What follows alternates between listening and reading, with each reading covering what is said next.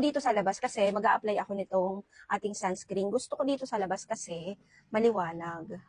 O, 'di ba? Ganito lang 'yun. Ayan yung ating gagamitin kasi sabi nila maganda daw. Mag-apply tayo. So, ayan na siya. OMG, ang may rosas. Ayan siya, guys. Hala, ang ganda nga. Tignan nyo naman.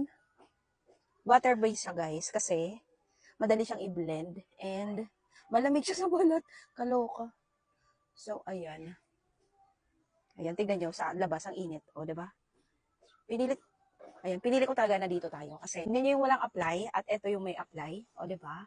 Kung gusto nyo to, guys, napakamura lang nito. Naka-buy one, take one to, guys. I-check out nyo na. At, guys, ito yung kagandahan na dahil marami nga siyang laman, pwede nyo gamitin to dito. Ayan, pwede nyo gamitin sa inyong braso. Kasi, hindi lang naman mukha ang magsa-sunscreen. Pwede din yung braso nyo. O, diba? So, ayan siya, guys. Nilagyan ko yung kabila at yung kabila wala.